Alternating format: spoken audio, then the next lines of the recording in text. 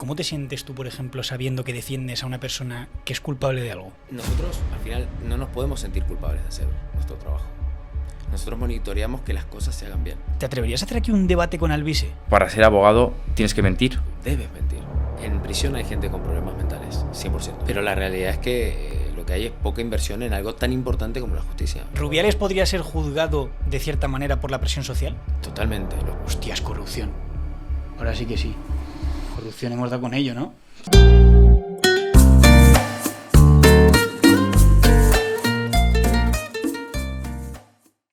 Muy buenas a todos, familia, ¿cómo estáis? Bienvenidos a un nuevo episodio aquí en el podcast de Isodose. Hoy tenemos con nosotros a un abogado penalista, Agustín Brandi, que vamos a hablar de unas cosas muy chulas, que es cosas que vosotros seguramente os preguntéis, que es el tema de los abogados que defienden, por ejemplo, a los narcotraficantes, todo este mundo del crimen, en qué situaciones, sucesos se encuentran, por ejemplo, como temas de delitos, como agresiones sexuales. Todo esto nos lo va a contar hoy un experto, ¿no? Una persona que se dedica precisamente a ello. Antes de empezar el podcast, me voy a presentar, para los que todavía no me conozcáis, yo soy Guille. Y yo soy Cavalli. ¿Qué tal? ¿Cómo estáis? Y aparte de esto también os vamos a decir que tenéis aquí nuestras redes sociales. Vemos que estáis muchos suscritos aquí a YouTube, pero luego en las redes sociales no os vemos por ahí. Así que si queréis enteraros también de otros podcasts y ver más información que estamos subiendo, también como sorteos, viajes, etcétera, podéis meteros ahí y nos seguís, ¿vale? Ahí vais a ver toda la información que necesitáis.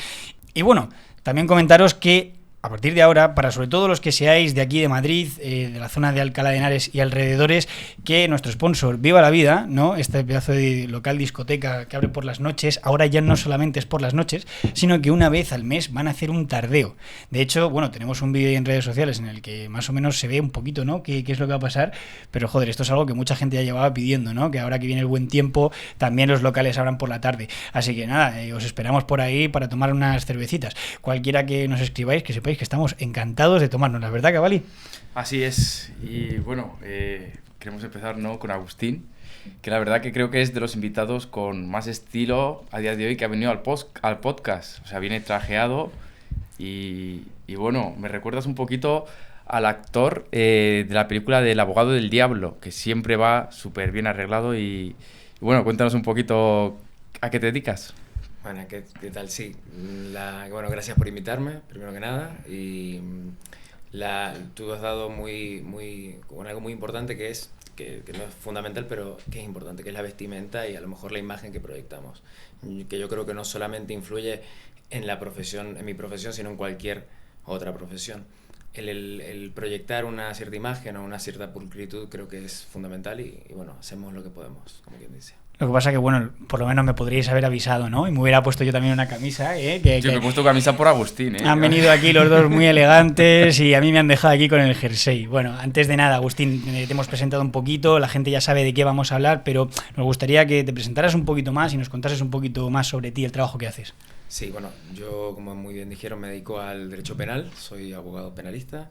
Tenemos nuestra oficina principal en Alicante, pero trabajamos en todo el país, ¿no? Y nos especializamos en derecho relacionado con delitos contra la salud pública o lo que comúnmente se conoce como narcotráfico. También trabajamos delitos de tipo sexuales y bueno, hay varias ramas del derecho penal.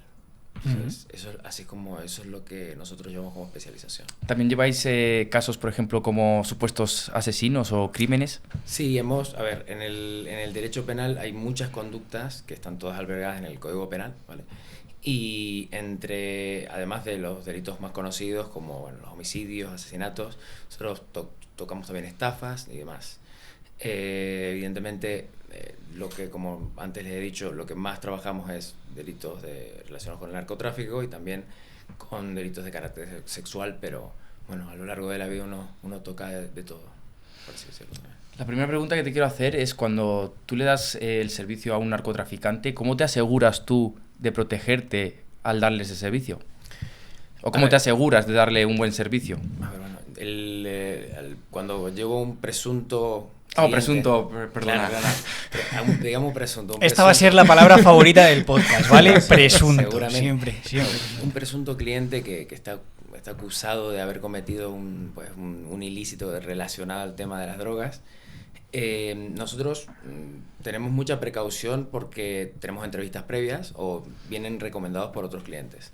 Por lo tanto, sabemos en general con quién trabajamos y tenemos unas pautas pues para tomar un asunto. No solamente se trata de dinero, sino que se trata también pues de una cuestión primero técnica, de que tenga viabilidad el asunto, bueno, económica también, que es fundamental, y también evidentemente está la parte de saber que se está tratando con una persona que no va a traer problemas de otra naturaleza. Que en cualquier caso, si ocurrieran, el abogado siempre tiene la posibilidad de renunciar ante cualquier falta de respeto o situación complicada. ¿Tú tienes alguna historia así que nos pudieras contar para iniciar a la gente, ¿no?, en el podcast y calentar esto?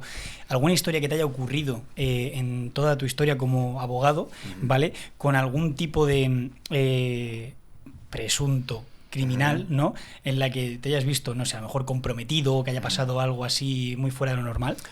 A ver, siempre hay compromiso. El compromiso o la presión o como uno le quiera llamar está, porque al final nosotros trabajamos con la libertad de la gente, ¿vale? Y la libertad es algo que genera mucho estrés, tanto en el cliente como en la familia del cliente y todo su alrededor, que una vez que se acepta ese trabajo formas parte de ese círculo.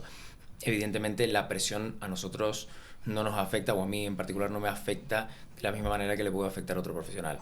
Yo no siento en general presión, ¿vale? No importa cuál sea la complejidad del asunto, pero sí que lo que siento es responsabilidad. Y, por ejemplo, evidentemente a veces vienen clientes en los que uno puede trabajar una causa con tranquilidad, que es desde el punto cero, desde una investigación, que puede ser, por ejemplo, una detención, o hay situaciones en las que de un día para otro tienes un juicio y tienes que estudiar una inmensa cantidad de documentación en un muy corto espacio de tiempo y con una posibilidad de condena grave. Hay un caso en particular muy, muy interesante que me pasó hace varios años ya, en el que me llamaron una noche, sería sobre las 12 de la noche aproximadamente, para decirme que por la imposibilidad de un abogado de acudir al día siguiente a un juicio, o sea, porque había decidido no defender a esa persona, tuvimos que personarnos nosotros, o tuve que ir yo. Lo que me llevó a, evidentemente, pasar una noche bastante complicada a nivel de horas de sueño y acudir en cuanto pude al juzgado para intentar, estudiar la situación. ¿Qué pasa? Habían otros abogados en el procedimiento, eran 3 acusados, a mí se me asignó la defensa de uno, y la propuesta en principio era una conformidad, que una conformidad supone un arreglo entre el fiscal y los acusados, ¿vale? Entre la acusación sería y los acusados, en el que se llega a una sentencia admitiendo los hechos con una posible reducción, etc. En ese caso, los 3 sujetos quedaban con penas de menos de 2 años de prisión, pero habían 2 de ellos que tenían juicios pendientes. Y esto era un problema, porque si bien no iban a ingresar automáticamente en prisión, podían ingresar tras los juicios que tenían más adelante. Uno de esos 2 sujetos era el que yo llevaba. Pues este chico, después de haber analizado la documentación y todo lo que era la causa, se le transmite que hay una posibilidad real de defenderlo y ganarlo, ¿no? Eran en total, había un pedido de fiscalía de 4 años y medio de prisión, y ante lo que yo pude divisar con el estudio de la documentación, yo entendía que se podía ganar. Evidentemente se le transmite esto al cliente y el cliente es quien toma la decisión. Oye, podemos llegar hasta aquí, podemos hacer esto. Él se lo transmite a sus compañeros porque ellos también estaban involucrados, eran los mismos hechos, ¿vale? Había un tema de organización criminal también dentro de esa petición de fiscalía, o de que se habían organizado para cometer el crimen. Entonces, ante nuestra propuesta de defensa, deciden que se defendía la causa, en contra de lo que los otros compañeros, de los otros 2 abogados, defendían, que era llegar a un acuerdo. Se defendió finalmente y se ganó.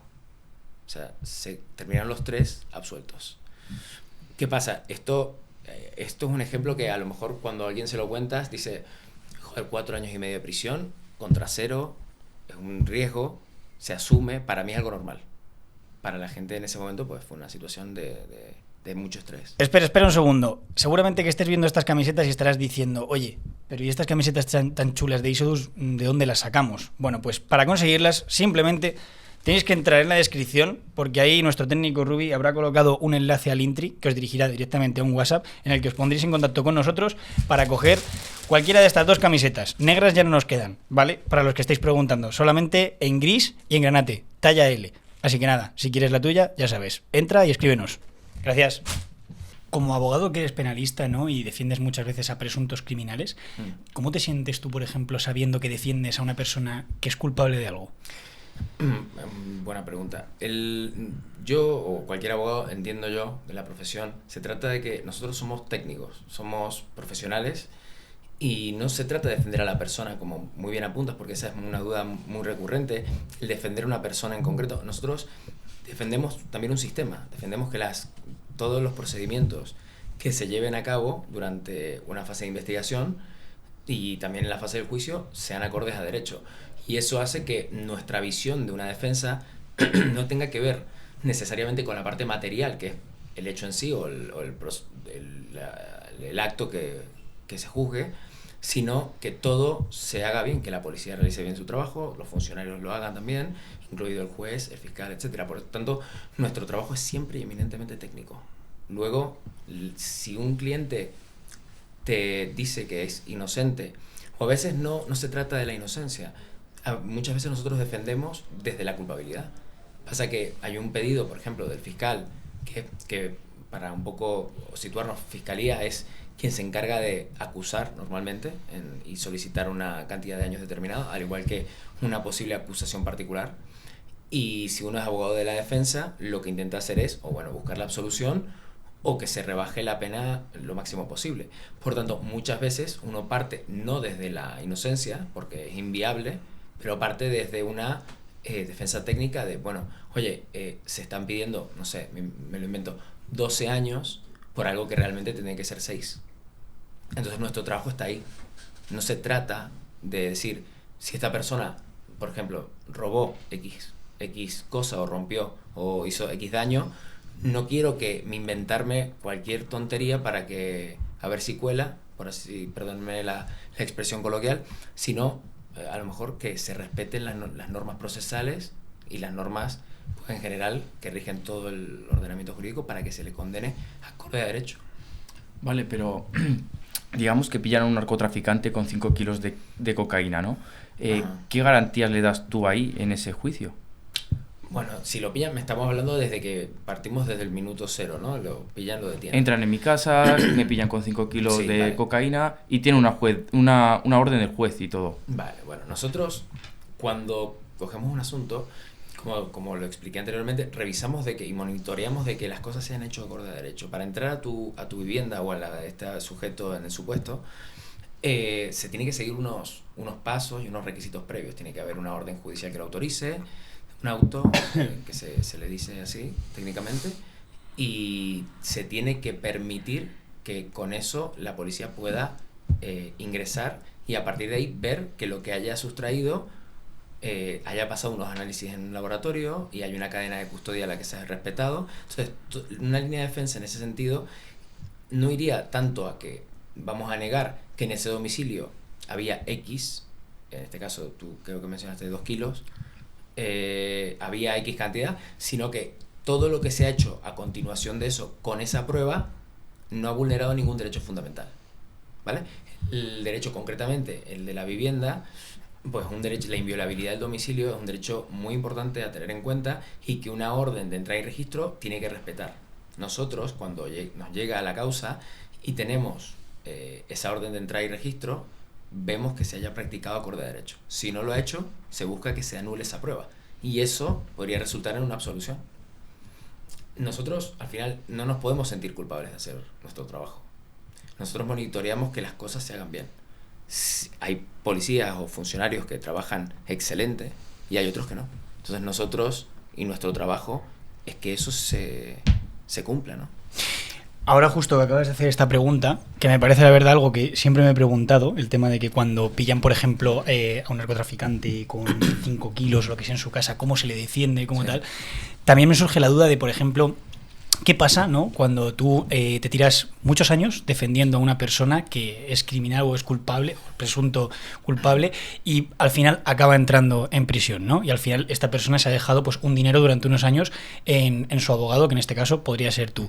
¿Qué pasa con esa persona? ¿Te pide que le devuelvas el dinero? ¿Te genera, por así decirlo, una disputa? ¿Qué pasa con eso? A ver, nosotros somos muy claros desde el principio y dejamos las pautas muy claras por escrito.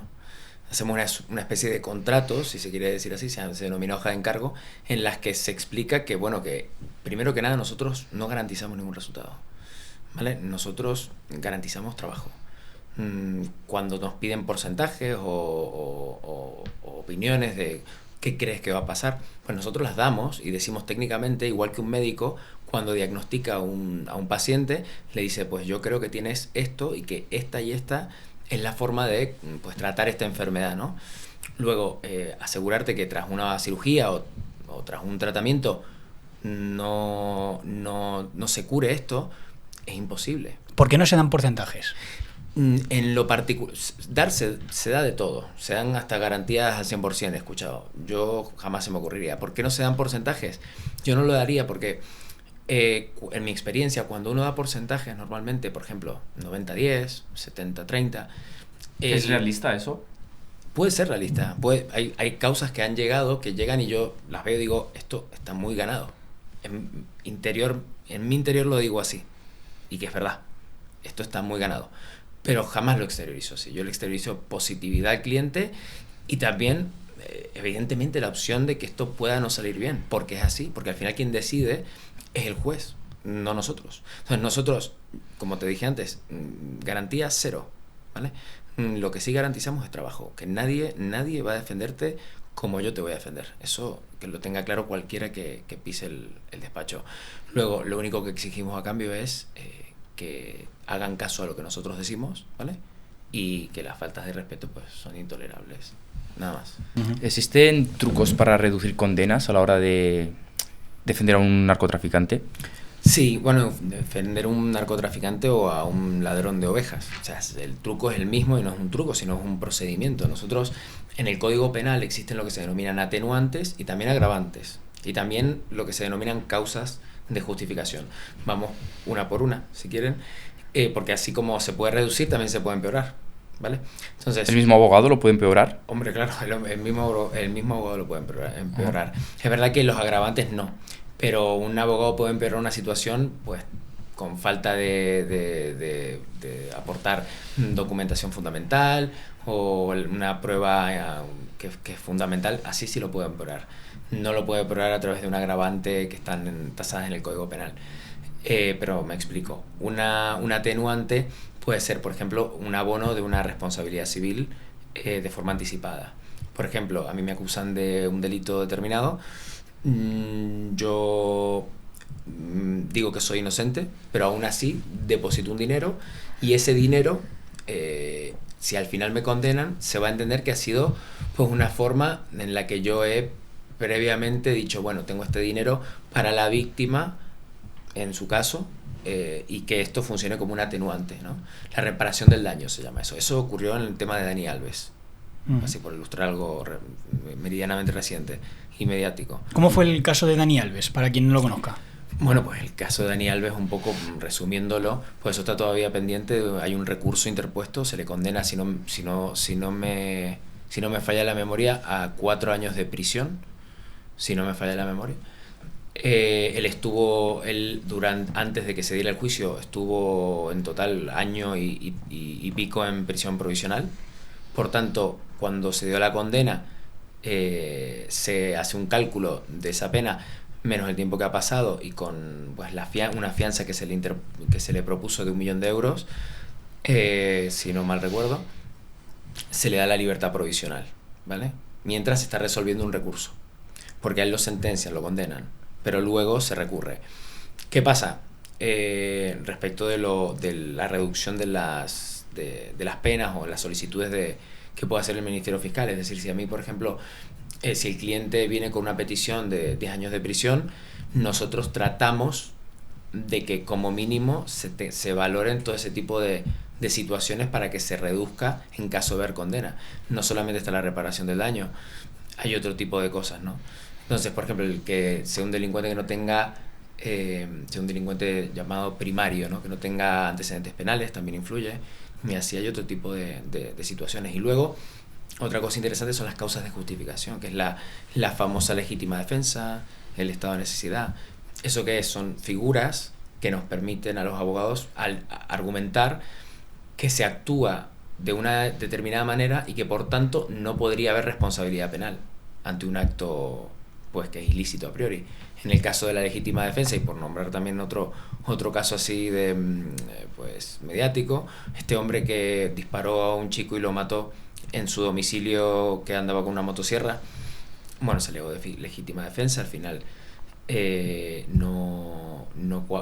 digamos, y perdón la expresión coloquial, no cuajó, pero es una causa que le hubiera eximido absolutamente de responsabilidad, aunque hubiera cometido el delito. ¿Me explico?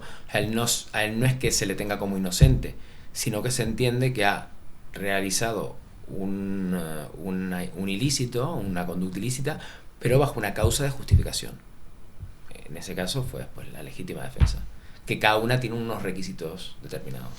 Vale, tú como abogado penalista que eres, ¿tú crees que sería un delito no estar suscrito a este canal? Yo creo que sí, por lo menos, y un agravante incluso. Pues ya sabes, suscríbete si no quieres ir preso. Además que no te va a defender. Si los narcotraficantes suelen traicionar a su abogado si las cosas van mal. A ver, hay historias de todo tipo, pero y desconozco los motivos de por qué se puede tener problemas con un cliente o no. Cada profesional trabaja de una manera y elige al cliente que quiere. Nosotros tenemos esa libertad, como les comenté antes, de elegir al cliente y renunciar si ocurren según qué tipo de cosas. Yo creo que para evitar problemas uno tiene que ser honesto, tiene que mirar a los ojos y decir las cosas como son. Y la transparencia también es importante. Por tanto, no prometer cosas que uno sabe que no están en su mano cumplir es fundamental. El dar porcentajes y buscar una esperanza o una alegría en el cliente que te escucha no tiene ningún sentido si no se trabaja y no se le enseña exactamente a qué responde a lo mejor ese porcentaje, ¿no? Tú te basas mucho en estos valores, ¿no? Estás todo el rato comentando que nunca hay que garantizar, ¿no?, al presunto criminal una seguridad de que le vayas a poder salvar de la cárcel o de la condena que se le esté imputando, pero ¿a ti alguna vez te tiene que haber pasado de conocer alguna historia en la que alguien sí haya garantizado a lo mejor ese tipo de cosas, luego haya salido mal parado, ¿no? Porque si no, me refiero, estos valores a lo mejor que tienes no estarían tan intrínsecos dentro de ti. ¿Qué historias conoces de abogados que les haya salido mal con sus clientes y hayan pagado por ello? Pues mira, por un lado, nosotros en la abogacía, cuando un cliente está descontento con el abogado, pues te he hablado antes de que nosotros cambiamos de clientes, pero también el cliente puede cambiarnos a nosotros. O sea, tú puedes ir a buscar un abogado y que no te guste y querer cambiarlo más adelante. Cuando se da eso, tu abogado nuevo se pone en contacto con tu abogado antiguo y le pide lo que se denomina la venia, ¿vale? O sea, esa sería la manera formal y tranquila. Pero respondiendo al porqué o que si yo pido venias a muchos compañeros, es normal, ocurre mucho. Entonces, allí escucho las quejas de los clientes y sé por qué un cliente deja de querer confiar en su abogado. Sí que he escuchado, sí que se conocen historias de abogados pues que reciben palizas o que los secuestran y los asustan. Y todas, como te he dicho antes, a lo mejor tienen que ver con lo que te he dicho antes. Es verdad que uno puede tener mala suerte y toparse con una persona pues que no está bien de la cabeza, pero eso en general uno tiene ese filtro y no deja pasar. Los abogados tenéis que tener, por así decirlo, cierta habilidad de trato, ¿no? Sí. Con las personas, esa habilidad social, también para saber por dónde ir, por dónde no ir y con quién. Es muy importante porque además nosotros, uno cuando piensa, a lo mejor ahora estamos hablando concretamente de delitos relacionados con la salud pública, que son los del narcotráfico, pero en el narcotráfico hay mucha tipo de gente. No solamente está el europeo del este por antonomasia, a lo mejor, que vemos en las pelis o que no suena de ver en la tele. sino que también hay gente que no tiene a lo mejor para comer y se dedica al trapicheo. Y es gente pues, que no es normal y no te va a agredir ni va a hacer ningún problema, y que la pillan y en un punto de su vida y la arruina, ¿no? El sistema. Entonces, y luego, sí, dedicándonos a otros tipos de procedimientos penales, también vemos todo tipo de gente. Gente de clases muy altas, gente de clases muy bajas. Entonces, como bien dices tú, tenemos un poco ese semblanteo, el saber con quién estamos hablando en general, que está un poco desarrollado, y si no, hay que desarrollarlo, porque es muy importante. ¿Qué tan común es que veamos a un narcotraficante en las calles después de una defensa? ¿Qué porcentaje puede haber? Pues mira, porcentajes no te sabría decir, pero bueno, cuando hablamos de que narcotraficantes en la calle significa alguien que es culpable y que sale luego. En nuestro caso, nosotros en general, te diría que defendemos inocentes, no defendemos culpables que luego salen a la calle. Pero cuando salen a la calle, es difícil que vuelvan a delinquir, salvo que se trate de gente que se dedica profesionalmente. Pero una pregunta, ¿tú no podrías defender a un narcotraficante que sí que le han pillado, pero consigues que se salve por alguna razón? Sí, claro, nosotros claro que podemos defenderlo. Pues al final es lo que les comenté. Todos necesitan una defensa, ¿no? Eso es un derecho que tenemos todos. El derecho a la defensa es una cosa que está en la Constitución, que a veces nos olvidamos por ira o por enfado, pero es la realidad, y nosotros somos los abogados, somos los encargados de ejecutar ese derecho, o que se haga ejecutar correspondientemente. Te voy a poner una situación, a ver qué harías tú aquí. Imagínate que detienen a una chica embarazada en el aeropuerto y lleva droga dentro. ¿Se puede salvar de la cárcel? ¿Dentro del cuerpo, dices? Sí, dentro del cuerpo, estando embarazada. No, claro que no. Puede ir a prisión y puede terminar yendo de parto de prisión, sí, claro. Pero o sea, por poder se puede salvar, pues con una defensa planteada desde estamos hablando de que la han detenido, han encontrado sustancias dentro, y eso es un hecho, ¿no? ¿Pero puede ir embarazada a la cárcel? Sí, claro. ¿no se protege más su estado que el delito?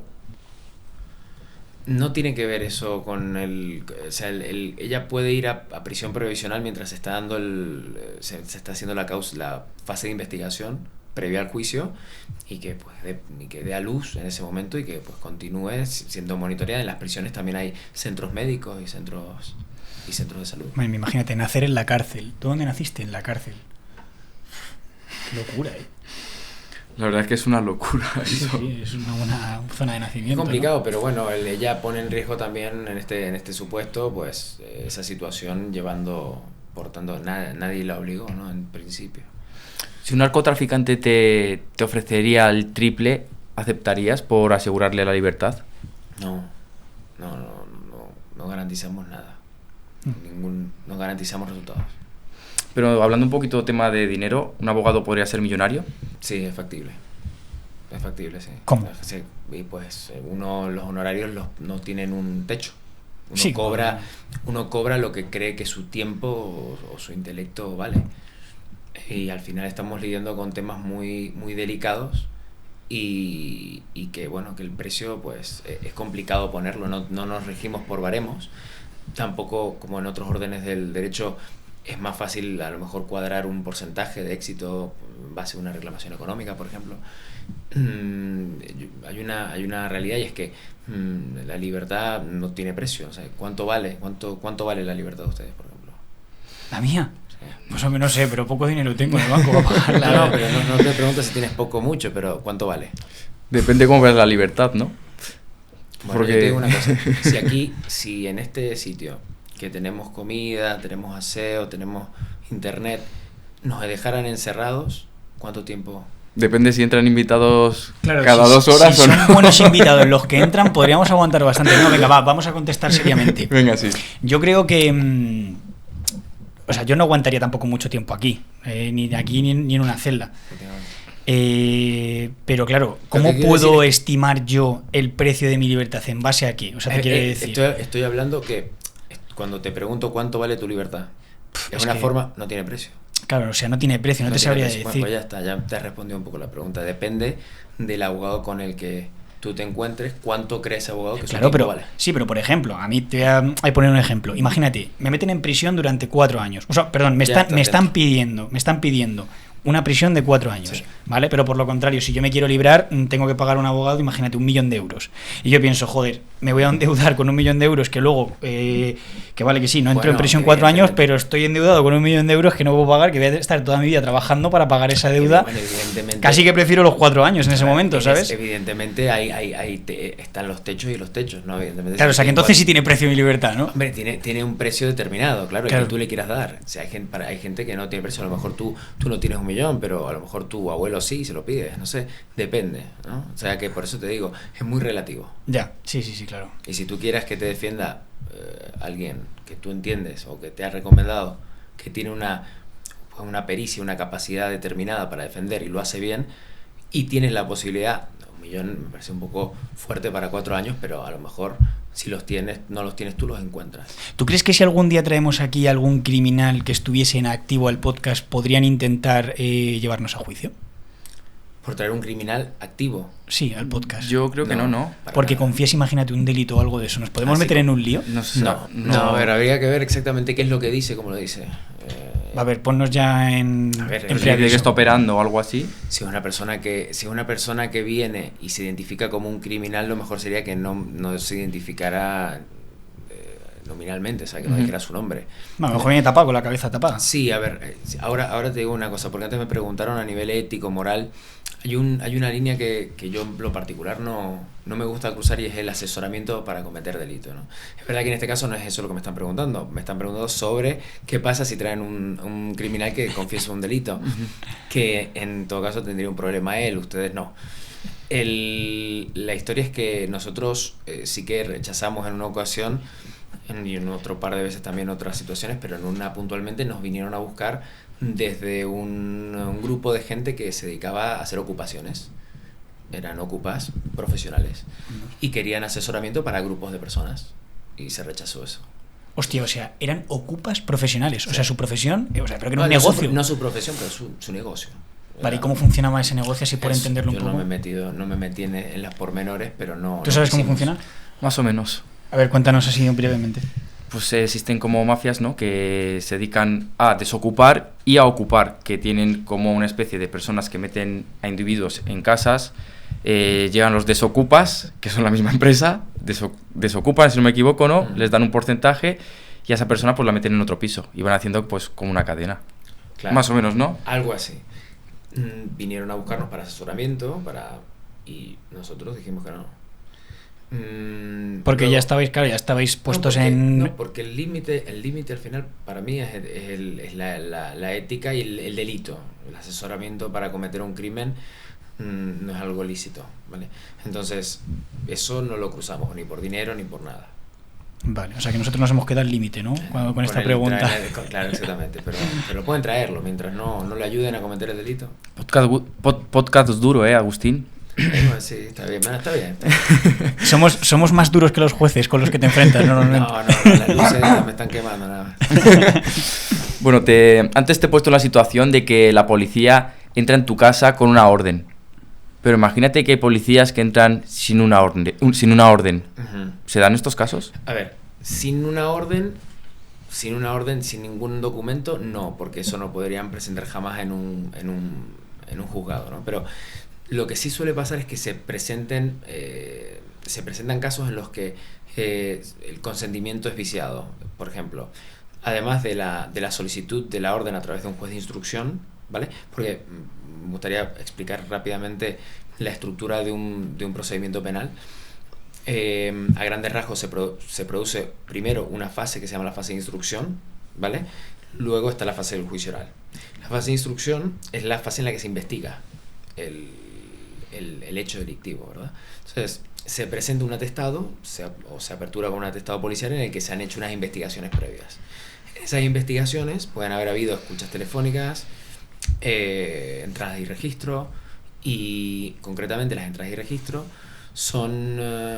es muy importante que se estudien por parte nuestra, porque se tienen que regir por unas normas, la ley orgánica del Poder Judicial y demás, que estipulan cómo tienen que hacerse para que se hagan acorde a derecho. Si esa entrada y registro no se ha hecho como tiene que hacerse, pues se puede anular, ¿vale? Y lo que se haya encontrado en ese caso, por resumirlo, sería como si no se hubiera encontrado. ¿Has tenido casos así? Sí, hemos tenido. ¿Nos podrías contar? Sí. A ver, por ejemplo, también nos pasó que sin entrada y registro, la policía presentó un manuscrito hecho por ellos. En este caso era Policía Nacional. Presentó un manuscrito en el que los ocupantes de esa vivienda, era un chalet, eran 3 chicos que tenían dentro del chalet una especie de un laboratorio con temas de plantaciones de marihuana, etcétera. Les habían autorizado, firmando, que les dejaban voluntariamente ingresar al chalet. ¿Qué pasa? Estos chicos no hablaban español, ni escribían español, ni entendían, ni nada. El manuscrito estaba en español y era difícil ya de entenderse en español como para creerse que estos chicos firmaron eso de propia voluntad. Y los policías lo entregaron así, ¿no? En plan de, mira, si nos lo han firmado, ¿no? Lo entregaron así, sí. Y eso luego, evidentemente, no sirvió para nada.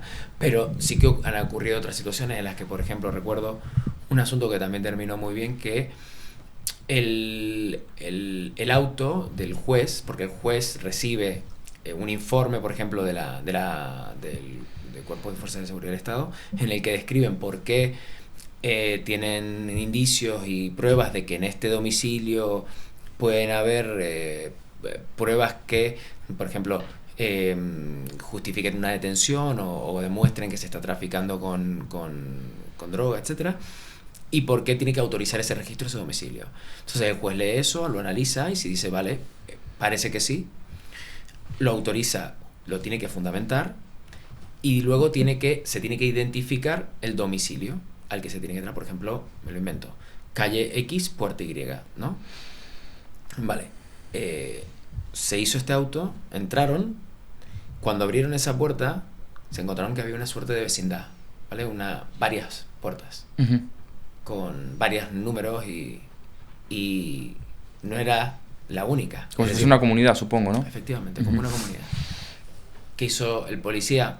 En ese momento la gente tomó por iniciativa propia a aperturar una de las puertas que él sabía que era en la que se iba a encontrar pues lo que se encontró.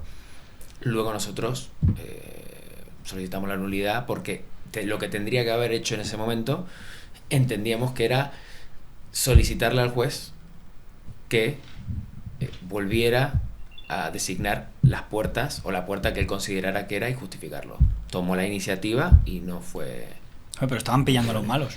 Ya, pero tú piensas que la Constitución, y que tiene que ver la Constitución, es la inviolabilidad del domicilio, es un derecho fundamental que tenemos, ¿vale? Y que lo que hace es cuidar a todos los ciudadanos, no a los buenos y a los malos. ¿Por qué? A ver, aquí se entiende que si uno no cuida a los buenos sobre todo, o sea, si no refuerza mucho esas garantías, somos susceptibles que el día de mañana se cometan abusos sobre nosotros, siendo inocentes, quiero decir.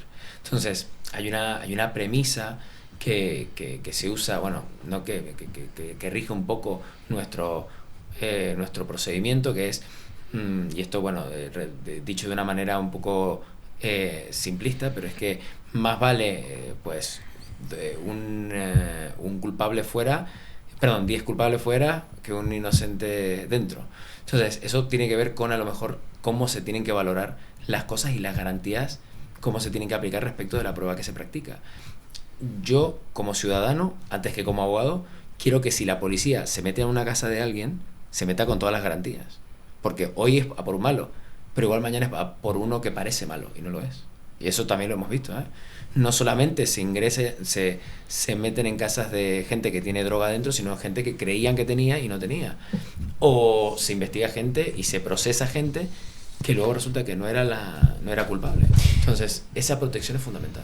Vale, me voy a poner en la voz de una persona que, por ejemplo, le han ocupado la casa, ¿vale? Entonces, ahora, por ejemplo, me estás comentando que la policía, para entrar a una casa donde había droga, ¿no? Eran 2 casas, por así decirlo, era un portal, ¿no? Y luego era otra casa, como por así decirlo, ¿vale? Sí. Se les puede tirar para atrás, ¿no? Esa prueba que están haciendo, se les puede tirar atrás porque no han pedido permiso para entrar en esa casa, ¿no? Entonces aquí el delincuente, por así decirlo, sale favorecido, ¿no? Porque se le está tirando esa prueba hacia atrás. Yo lo veo de otra manera, ¿eh? Yo veo que quien sale favorecido es el Estado de Derecho, sinceramente. O sea, yo lo que creo es que cuando pasa eso con la prueba, se está respetando la ley procesal penal, que es la ley que rige esto. Nosotros no hacemos más que pedir que se rija el funcionario a la norma, vale, y a la jurisprudencia, que son las decisiones de los tribunales superiores. Al final, es verdad que la percepción es, hombre, le ha pillado, tendría que valer, pero no, porque eso va mucho más allá de simplemente abrir la puerta y había. Es, como te dije antes, hoy abre la puerta de uno que sí, y mañana te pueden abrir la puerta a ti sin mucha orden y sin mucha especificación. Sí, que se convierta esto en Estados Unidos, ¿no? Parado ahí.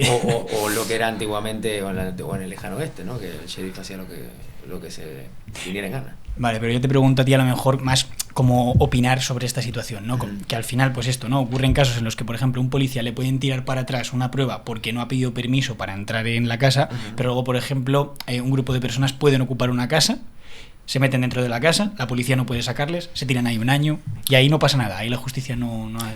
A ver, sí que pasa. Nosotros hemos echado, y actualmente tenemos procedimientos que están saliendo muy bien, contra, no, a lo mejor no ocupas como tal, pero gente que está en una situación de semi-ocupación, como acusación particular, no como defensa.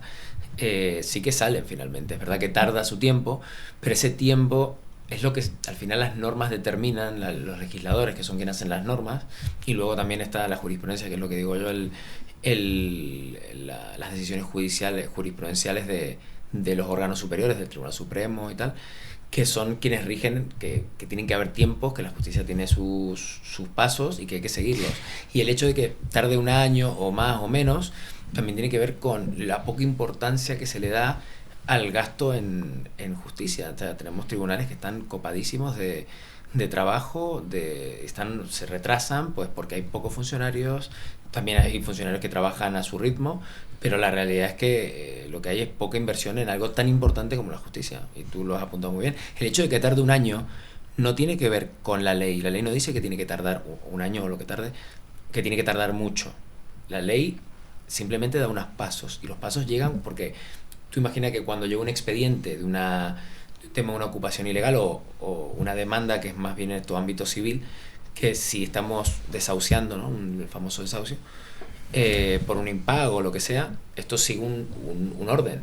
Si el funcionario tiene 200 carpetas en su escritorio, cuando le llega tu causa, pues será la que cuando toque el turno.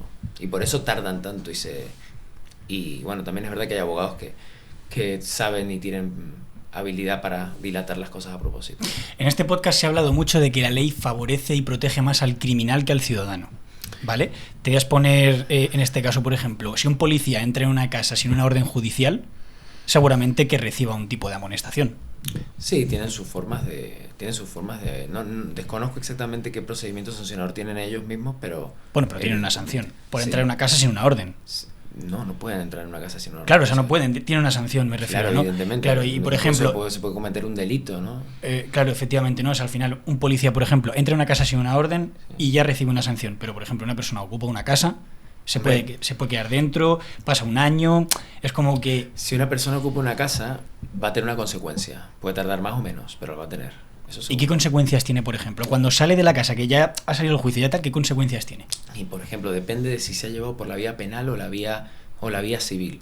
Si se ha llevado por el desalojo por la vía civil, pues tendrá su responsabilidad económica y tendrá su obligación, su embargo. Es verdad que eso es menos fuerte. Claro, es menos fuerte que a lo mejor una sanción de multa o de prisión, que es lo que prevé el Código Penal cuando hay comisión de delito.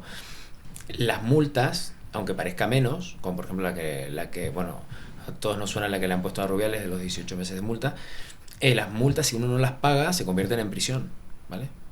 Entonces, al final, el no pagar una multa que te imponen, a lo mejor no te ponen una pena de prisión en la que vas de cabeza a prisión por ocupar una vivienda, puede ser, es verdad, pero si no pagas la multa, puedes entrar a prisión al final. Antes has dicho que, por ejemplo, los jueces muchas veces tienen muchísimo trabajo y que hay casos que por lo que se alargan, ¿no? Es porque el sistema va paso a paso hasta que llega, hasta que tal.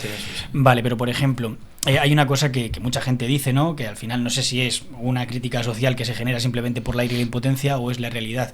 Hay una sensación de que, por ejemplo, para multar a alguien, para sancionar a alguien, para desahuciar a alguien, para estas cosas, es como que va todo muy rápido, ¿no? Si, por ejemplo, mañana defraudas Hacienda, no te preocupes que la multa te llega en 2 días y tienes ahí tal. Pero luego, si, por ejemplo, alguien te ocupa la casa o tienes que arreglar cualquier cosa, es como que, no, espérate, que ya te... ¿Esto es real o no es real? Me ha bebido agua, eso es que es real. Has nombrado a un matón complicado que es Hacienda, ¿no? A ver, la Hacienda es un estamento que... Yo soy abogado penalista y no trabajo con Hacienda, digamos, no lo tengo en contra. Eso sería más derecho contencioso administrativo, ¿vale? Pelearte con Hacienda. Que hay abogados que lo hacen y son absolutos héroes, porque pelean contra el abogado del Estado, contra Hacienda, contra la Seguridad Social, la agencia tributaria, etcétera. Me ha hecho gracia que le has llamado el matón. Un poco matón, sí, porque es lo que tú dices, ¿no? Al final, un embargo, o si Hacienda tú haces mal tu declaración de la renta o no la presentas o lo que sea, la sanción es automática. Pero bueno, eso no pasa en derecho penal. Las cosas... Yo sí que siento que las leyes, no concuerdo con lo que dijiste anteriormente, que la ley está hecha para criminales, para nada. Está hecha realmente para proteger al ciudadano. Por eso se producen detenciones cuasi automáticas está prevista así, que la policía no puede a lo mejor entrar. Sí que puede, y volviendo a lo anterior, sí que puede entrar a un domicilio sin una orden cuando se está cometiendo un delito flagrante, ¿vale? Que significa que está divisando una comisión delictiva. Por ejemplo, imaginemos una situación un poco así absurda. Hay 2 personas que están trapichando fuera de una vivienda, se ve claramente por 2 agentes que van de civil o van con sus uniformes y los ven y ellos corren para dentro de la vivienda. Los policías pueden entrar. O sea, no es que no puedan entrar siempre, pero ante ciertas situaciones, dependiendo de cada caso, tienen que seguir una metodología, un procedimiento que para eso estamos nosotros. Antes has mencionado que se suelen sancionar o podrían llegar a estar hasta en la cárcel, ¿no? Llegar a meterles en la cárcel las personas que ocupan, ¿no? Porque siempre es el mismo ocupa, que se le ve, por ejemplo, yo tengo un conocido que se dedica a desocupar y dice que suele ser la misma persona y que no le pasa nada. ¿Por qué se da este caso? Mira, desconozco si eso es así. Yo lo dudo. Cuando uno si lo han condenado y tiene antecedentes, estaría permanentemente ingresando en prisión. O sea, aunque sean delitos leves, al final se puede conseguir... O sea, aunque se determine que ha sido, por ejemplo, un delito que no tenga una pena de prisión, a lo mejor ejecutable, porque hasta 2 años de prisión... sin antecedentes hay casi una suspensión automática, luego ya la segunda no te la perdonan. Yo supongo que viene por lo penal, ¿no? Porque a lo mejor, o sea, es porque no llegan hasta el punto penal, porque llegan a un acuerdo con la persona que a lo mejor quiere comprar la casa. Para evitar el que esté en ese tiempo dilatado, ¿no? Pero sí, la ocupación se puede llevar por la vía penal o por la vía civil. Antes has comentado que podrían entrar en tu casa, ¿no? La policía, sí, si se comete, ¿cómo has dicho? Delito flagrante. Vale. Hemos estado hablando aquí en este podcast que si tú tienes un arma en tu casa, en una caja fuerte, sí que podrías entrar a tu casa y echar el ocupa. ¿Es verdad esto? Según tengo entendido, porque tampoco lo tengo estudiado ni lo hemos llevado, el hecho de tener un arma, cuando uno registra un arma, la puede y tiene que dejar dar un domicilio, y si hay un arma, si ese arma de fuego consta en ese domicilio que está siendo ocupado, en principio la policía tiene otra forma de actuar, pero sinceramente lo desconozco. Te quería preguntar, ¿qué tan común es que la policía se salte la ley? ¿Te sabes algún caso de tal?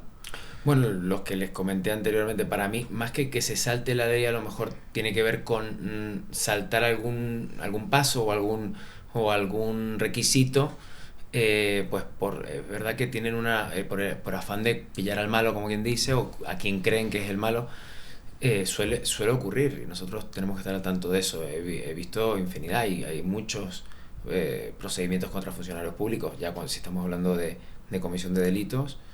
Sí que ocurren, sí. ¿Hasta qué punto un juez aforado tiene una suma protección de que puede ser corrupto sin que no le pase nada? Yo creo que no la tiene más que ningún otro ciudadano. O sea, si alguien comete un delito y hay pruebas contra él, se le va a procesar como corresponde. Evidentemente, un ciudadano aforado tiene otras vías diferentes de procesamiento que un ciudadano normal.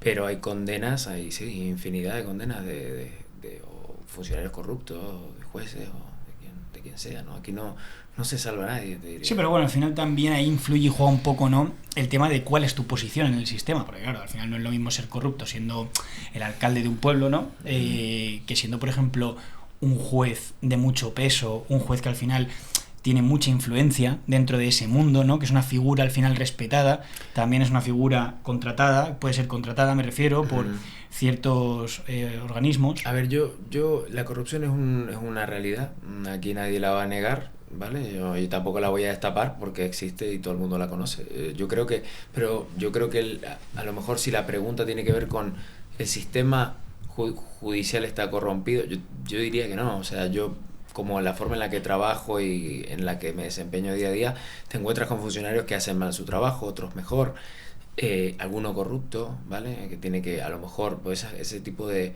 no sé, de funcionarios a lo mejor nosotros no lo tocamos porque no nos gusta entrar ahí. Creemos que las líneas de defensa limpias son suficientes y son suficientes. Moralmente, ¿vale? Sí. Hablando, ¿alguna vez ha habido un caso tan injusto que hayas visto que es injusto, se está culpando a alguien por algo que no ha hecho, que lo hubieras defendido gratis?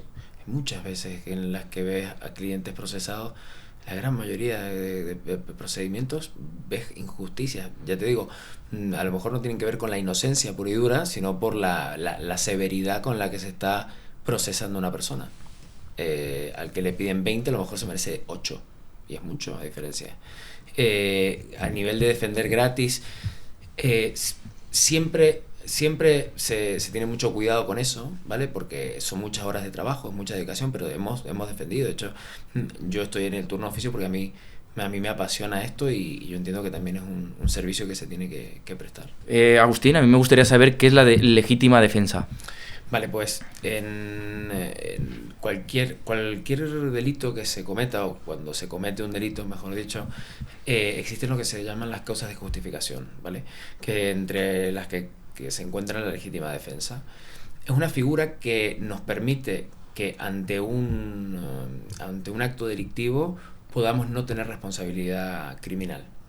Y esto se traduce normalmente en los delitos de lesiones o en los homicidios. Esta figura aparece muchas veces porque en la mayoría de los casos se trata de peleas y que terminan en pues, un accidente fortuito y que deviene, por ejemplo, en una muerte. Entonces, el homicidio en general tiene que ver con eso. Siempre luego, evidentemente, existen los asesinatos, existen y demás, pero son menores. Agustín, ¿qué ocurre, por ejemplo, si te viene un cliente, ¿vale?, que ha matado a alguien, ¿vale? Él se escuda en legítima defensa, ¿no?, como estamos hablando de esta figura, pero que luego se jacta de ello, ¿no?, que coge y a lo mejor incluso puede llegar a vacilar, ¿no?, de, bueno, pues sí, he matado a este tío, pero bueno, ¿qué podemos hacer y tal? ¿Qué ocurriría ahí, por ejemplo? Pues el tema del respeto también tiene que ver con eso, ¿no? El respetar lo que estamos haciendo. Si viene una persona y me plantea que se le defienda de una manera determinada por un delito, sin importar cuál es, porque en eso no hay problema, y se jacta de haberlo cometido, evidentemente no se le va a defender, porque no se está tratando con respeto al trabajo. De hecho, te voy a contar una anécdota que ocurrió. A nosotros nos contactan, y tampoco me importa decir un poco a lo mejor el detalle, por el tipo de sujeto que era. Nos contratan por un cliente recomendado, nos contactan desde Dinamarca, un chico que era arquitecto, o no me acuerdo qué profesión tenía, y había venido a España a una especie de campus para hacer networking, o no me acuerdo exactamente cuál era la naturaleza, pero sí que se iba a hacer, era una reunión internacional que se daba pues por la zona de la Costa del Sol, ¿no? ¿Qué pasó? El chico estaba siendo investigado, recién iniciaba la investigación por un delito de agresión sexual, ¿vale?, con penetración, y era bastante grave y delicado. Nos enviaron el expediente, que hasta ese momento simplemente había sido una no declaración en comisaría, y nos había contactado él para contarnos el asunto y ver si le defendíamos o no. Estuvimos durante 1 hora en el teléfono hablando de todos los pormenores, estuvimos hablando de cómo había ocurrido, él siempre diciéndome que era mentira, que él no lo había hecho, que por X, Y se lo estaba inventando, y yo le iba creyendo, porque nosotros también tenemos esa capacidad. A veces tú escuchas lo que te van relatando y vas viendo si esa persona pues se puede defender con lo que dice, si miente, si no miente, y lo valoras. Entonces estaba sonando muy convincente. Y cuando estaba llegando ya al final de la situación, hizo un comentario muy desagradable, ¿vale? Que no voy a reproducir, pero en el que básicamente se jactaba de haber tenido relaciones sexuales de una manera muy, muy brusca con esa chica. Y eso me dio a entender automáticamente que era todo mentira, y se rechazó automáticamente. Entonces, defender acusaciones de agresiones sexuales siempre, pero con respeto, y evidentemente no tomándose el trabajo nuestro pues como si fuésemos nosotros que va a mentir por el cliente porque le da la gana o porque cree que con esto se va a salvar. Hay que tener cuidado con eso. ¿Cómo te sentirías si has defendido a alguien que ha matado a alguien y logras que salga victorioso ese juicio? Pues alguna vez ocurrió la defensa de un tema de un crimen pasional, y realmente yo entiendo, como te dije antes, que nosotros trabajamos desde una perspectiva técnica también. Entonces, aplicando el derecho, ¿se ha sido justo? Y hemos entendido que sí, una causa de justificación tiene que ver con eso. No significa que no seas culpable de haber realizado o cometido un homicidio, por ejemplo, pero si lo has cometido pues en un estado, por ejemplo, pues en un estado pasional en el que no medías tus condiciones mentales, no eran las adecuadas, o no así se perita por un profesional, pues evidentemente no se te puede penar igual que una persona que sí está actuando bajo sus plenas facultades. Entonces, eso no me genera ningún problema, ¿no? Sí, pero tú imagínate que vuelve a salir a la calle y vuelve a matar y otra vez estamos en las mismas. ¿Cómo pues te sentirías? Se estudiaría, pero probablemente no se le defendería, si es así como tú dices. Si hubiera sido todo un paripé, por ejemplo, entiendo, pues no, depende de la situación. En tema de asesinatos o homicidios, existen, como te digo, crear errores para lograr la victoria de ese criminal. A ver, si en temas de homicidios y asesinatos, el homicidio al final es el delito, y el asesinato es una especie de homicidio agravado, ¿vale? Es un homicidio cualificado, que es una muerte que se da con unas condiciones, ¿no? Que un homicidio se convierte en asesinato cuando se hace con alevosía, por precio, recompensa o promesa, y estos requisitos, cuando se dan, se agrava la pena muchísimo de un homicidio a un asesinato.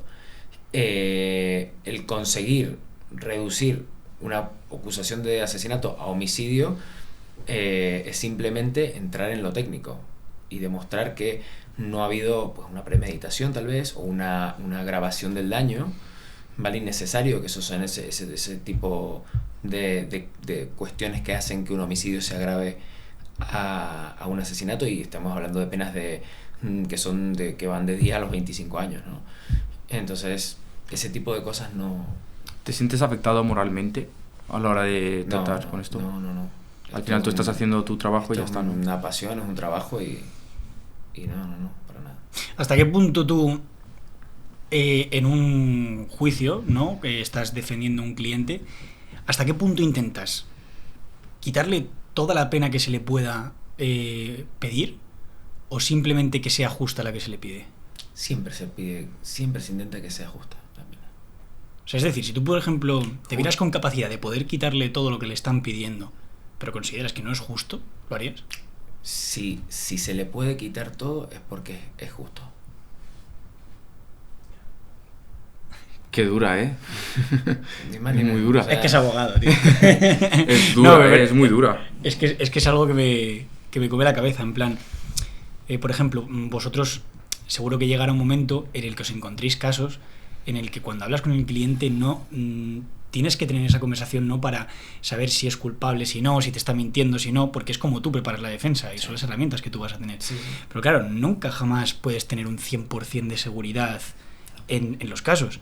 Entonces, claro, a lo mejor hay algunos que digo yo que habrá pues un porcentaje alto de que la persona sea culpable, ¿no? De lo que está cometiendo. Y tú ahí te estás viendo con el poder a lo mejor de decir, bueno, es que si quiero le puedo quitar toda la condena o reducirla muchísimo o más de lo que debería o tal, ¿sabes? Entonces en esos momentos ahí estoy seguro de que tiene que haber algún punto en el que tú te has encontrado alguna vez de decir, joder, igual estoy ayudando demasiado a una persona que probablemente sea culpable. No, mira, nosotros pues, a veces somos defensa, es decir, a alguien le acusan y nos contratan para defenderle, o a veces somos acusación y nos contratan para hacer lo que hace un poco el fiscal, que es acusar. Es verdad que esta parte no la hemos tocado, ahora vamos a ir a por ello ahora. Claro, ¿sí? nosotros trabajamos tanto defendiendo como acusando, y yo te diría que lo más difícil que a lo mejor puede transitar un abogado es acusar a alguien sin tener 100% certeza de que está pidiendo prisión. Pedir prisión para alguien, en mi opinión, es más complicado que buscar que se aplique la norma y que haya una eventual absolución, por ejemplo. Porque tienes que sacar pruebas todo el rato, supongo. No por una dificultad técnica, por una dificultad moral. Si a ti te contratan, por ejemplo, por un tema de agresiones sexuales, y viene la víctima, que nosotros hemos defendemos tanto mujeres como hombres, y con éxito, si viene por ejemplo, una mujer o un hombre que ha sido agredido sexualmente y te dice, oye, me han agredido en un ámbito que ha sido privado y no hay pruebas, ¿tú hasta qué punto sabes que eso es verdad? Igual que si defiendes a alguien y dicen que no. Entonces, pero claro, no es lo mismo defenderte de que te metan a prisión de una eventual condena a acusar a alguien y ir al máximo para intentar que alguien entre a prisión sin estar seguro a ciencia cierta. Esa función es más bien del fiscal y tiene sus dificultades también, que las tendrá éticas y demás o morales que pueda tener. Yo en mi caso, ya te digo, no tenemos ningún conflicto de ese tipo. Yo no tengo ningún tipo de problema en defender, siempre que se haga como lo he dicho, desde lo técnico y desde el respeto. ¿Cuál consideras que es la habilidad más importante que tiene que tener un abogado penalista? Pues yo siempre hablo de como dos vías, ¿no? Porque por un lado tiene que estar el conocimiento técnico evidente, ¿no? Nosotros tenemos que ser conocedores de la norma y saber aplicarla y saber utilizar todas las herramientas posibles a nivel legal. Y luego hay un montón de otras herramientas que no las enseñan en ninguna universidad ni en ninguna escuela, que son lo que se denominan soft skills, ¿no? La empatía con el cliente, la educación al comunicarse con los funcionarios y muchas cosas que son importantes y son fundamentales, porque así como hemos estado hablando que la justicia es lenta, un procedimiento es lento no porque a lo mejor tengamos constantemente que acudir al juzgado por esa misma causa, sino porque es lento y la tramitación es lenta. Pero nosotros tenemos a lo mejor cientos de expedientes, pero el cliente tiene ese único problema y está constantemente con ese problema. Por tanto, el saber manejar esa situación es fundamental para ser un buen abogado, porque evidentemente uno tiene que transmitir una seguridad. O sea, podemos decir conocimientos y resiliencia también, ¿no? Resiliencia a la hora de darle confianza al cliente y generarle tranquilidad de alguna manera. Evidentemente hay gente que no puedes generarle ninguna tranquilidad, ¿no? Ni aunque llames a Superman, pero tratar de hacerlo y tomárselo en serio. Contestar una llamada. Yo tengo un teléfono que es 24 horas, 7 días a la semana y lo tienen mis clientes y me llaman en cualquier momento, yo lo voy a coger, pero que sea una urgencia, ¿vale? Entonces no los tomamos en serio hasta ese punto. Y bueno, cada uno tiene su forma de trabajar, pero yo diría que eso también hace un penalista vocacional. ¿Cuál consideras que es el crimen perfecto? Creo que un crimen perfecto tendría que ver con ocultación de pruebas importantes, que la ocultación, que no haya ADN. A lo mejor tiene que ver con eso, un crimen perfecto. Un crimen perfecto supongo que no llega hasta ti. Un crimen perfecto, bueno, llega y se defiende y a lo mejor se gana, ¿no? Pero no porque sea un crimen perfecto, a lo mejor es una defensa perfecta. Un crimen perfecto a lo mejor tiene que ver con eso, con que se consiga un archivo y no se llegue ni a juicio. Pero bueno, a veces es simplemente que la persona es inocente. ¿Tú crees que los presuntos culpables, ¿no?, en los juicios, que suelen tener un perfil muy psicópata, tienen más probabilidades de salvarse, por así decirlo, ya que ocultan emociones, se creen realmente a lo mejor la propia mentira que están contando, la historia? A ver, si el cliente tiene un perfil psicopático, a lo mejor estamos hablando de alguien muy enfermo, con una enfermedad mental, ¿verdad? Para la gente que tiene... No sé si es enfermedad o trastorno, no sé claro, qué exactamente. Claro, a ver, nosotros hemos defendido con éxito gente con trastornos mentales. Uh-huh. Y para esa gente no se imponen medidas de prisión, sino se imponen lo que se denomina medidas de seguridad, que son internamientos en centros psiquiátricos y demás. Es diferente el trato. Hostia, pero entonces me estás diciendo que un asesino, por ejemplo, que está en la cárcel, si fuese un psicópata no estaría en la cárcel. O sea, deja de ser psicópata si está en la cárcel. No, a ver, vas a estar encerrado en un centro psiquiátrico. No es lo mismo que estar encerrado en prisión. Pero, por ejemplo, si ahora mismo hay un asesino en la cárcel, no es un psicópata. O sea, no puede ser un psicópata. Porque si no estaría en un centro de internamiento. Eso en un mundo ideal, sí. Evidentemente, luego, si el abogado no lo pudo demostrar con pericias o no las hizo o lo que sea, y el cliente está en prisión, hay gente con problemas mentales, 100%. ¿Vale? Mis clientes no, yo te lo garantizo. Pero hay gente con problemas mentales. Entonces, en un mundo ideal, esa gente con problemas mentales tendría que estar en centros de internamiento. Una vez estuvo aquí sentado Juanma, Ciencias del Comportamiento. Uh-huh. Es una persona que es experta en negociación, temas de lenguaje no verbal y tal. Hubo un dato que nos dio, no sé si te acuerdas, Cavalli, que es que tu presencia importa mucho hasta tal punto de que está demostrado... Por ahí le quería tirar yo. De que hay un porcentaje de gente, ¿vale?, en los juicios, que si eres, como lo dijo, que si eres más guapo, por así decirlo, y te cuidas más tu presencia, vas arreglado, tienes más probabilidades de que un juez te salve, o de que si vas mal arreglado o eres una persona fea. En plan, que está demostrado científicamente esto. Sí, totalmente de acuerdo, porque aparte yo lo he leído en divulgación científica, leo habitualmente. Es verdad que tanto la pulcritud a la hora de vestirse como también, bueno, pues el semblante también es importante, pero ya te digo que las absoluciones que conseguimos no tienen que ver con la belleza del cliente, sino que tienen que ver con el trabajo que se hace, ¿vale? Por eso te has venido y guapete, ¿no? Porque eres culpable de algo, seguro. No, yo me quería poner a la altura de Agustín, pero que no he podido estar ahí. No, claro que sí. También por ejemplo, el juez evalúa, por ejemplo, su comportamiento no verbal. Sí. ¿El juez o tiene una persona ahí al lado? Mira, el juez... Porque yo te veo a ti que tienes una postura y que siempre te mantienes muy bien, muy erguido. ¿Eso se aposta? Yo creo que es natural. Yo me tomo las cosas en serio, mi trabajo me lo tomo en serio, y creo que cuando uno tiene que proyectar una idea, la hace. Yo soy así, yo cuando trabajo así. Un juez no va a absolver a un cliente mío porque yo vaya con traje o no, eso está claro. Pero un juez es persona, igual que tú, igual que yo, igual que quienes nos están gestionando los micrófonos y demás. Y como toda persona somos sugestionables a una imagen, a una primera impresión. Por lo tanto, es muy importante cómo nos vestimos, cómo lo hacemos, aconsejar a un cliente para que vaya bien vestido. Yo en una época, incluso antes de la carrera, fui al juzgado, a un juzgado de instrucción en el que me pasé un par de meses antes de empezar la carrera, y el juez en aquel momento me hizo quedarme allí en sala y iba pasando todos los juicios que en ese momento tenían, y una de las cosas que me llamó mucho la atención fue los comentarios de las vestimentas.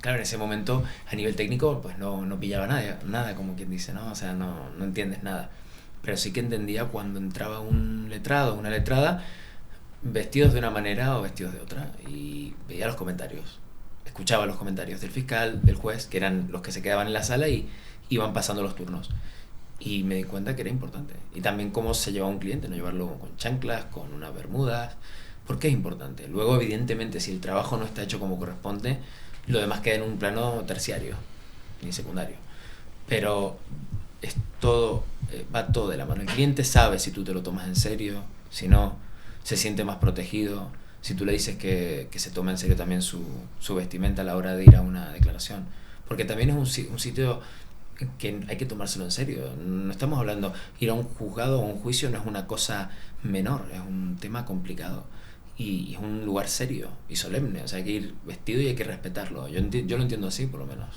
O sea, que la portada de este podcast, Rubi, podría ser perfectamente "Los guapos ganan los juicios", ¿no? Estaría guay, ¿no? Se me ha ocurrido así. Mis clientes los ganan aunque no sean guapos. Yo te quería, yo preparando este podcast me surgió una duda y creo que la tengo durante todo este podcast, que te la quiero preguntar. Al final, para ser un buen abogado, para ser abogado tienes que mentir. Debes mentir. El derecho a no confesarse culpable es un delito. El derecho a no confesarse culpable es un derecho que tenemos todos. ¿Es un arte saber mentir? Yo creo que en esta profesión a lo mejor no mentir, pero darle cierto tinte a un relato es fundamental. Es un poco como la serpiente, ¿no? Como el diablo, ¿no? Como cuando sabe mentir de una forma más bonita, por decirlo así, ¿no? No sé si como el diablo, pero yo creo que el saber darle ese tinte a las cosas, el ser creativo en esta profesión, da mucho rédito, sí. O sea, que estaremos hablando de que al final un buen adulador, ¿no?, es mejor abogado. Un buen persuasor, diría. Persuasor. Sí. ¿Cuál es la diferencia? A ver, entre persuasor y adulador es alguien que dice cosas bonitas de ti o que te dice cosas positivas constantemente. Un persuasor es alguien que sabe doblegar voluntades, sabe qué decir en qué momento, con quién habla, sabe cuando habla con una persona cómo le tiene que hablar y cómo habla con otra. Eso es lo que se dice tener calle. Uh-huh. Pero al final la persuasión puede influir en la justicia realmente. Eso totalmente, sí. La gente es persuadible. Tú tienes que mirar a los ojos y convencer cuando hablas y creértelo. ¿Y hasta qué punto es ético que la persuasión de un abogado pueda influir en la justicia? Yo no sé si es ético o no. Yo tengo un manual con el que trabajo que es varios manuales.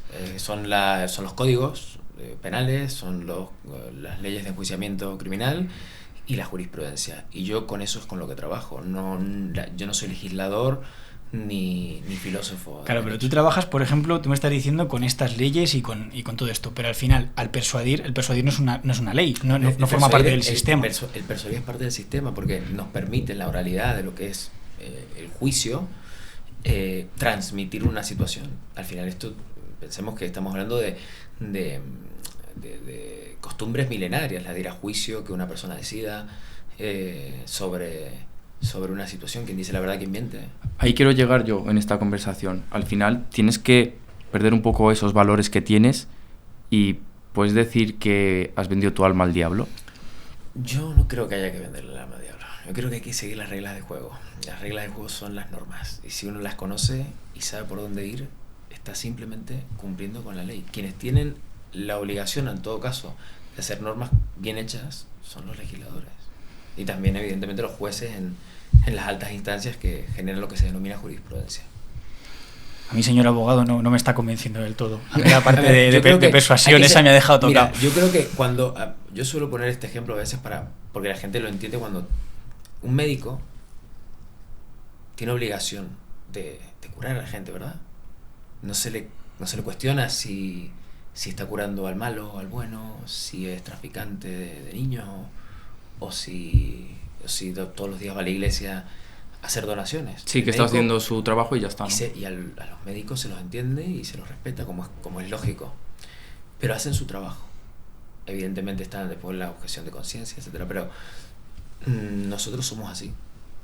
La libertad y la salud son dos valores que van de la mano, y los que operamos para que las cosas se den acorde a derecho, en este caso nosotros desde nuestra función, que es la abogacía, quien decide al final es el juez. Sí, pero yo, por ejemplo, aquí entiendo que los médicos no tiran de ciertas habilidades, como por ejemplo puede ser la persuasión, ¿no? O sea, es decir, un médico al final salva una vida, cura a una persona, tal, y siempre utiliza, por así decirlo, como unos métodos dentro de una profesión, me quiero referir, ¿no? Que dentro de una profesión al final está ejecutando ciertas técnicas, por así decirlo, que aprende, ¿no? y que tiene que hacer porque es su trabajo, ¿no? Uh-huh. Pero la persuasión, ¿hasta qué punto es parte de tu trabajo ¿no? Me refiero éticamente.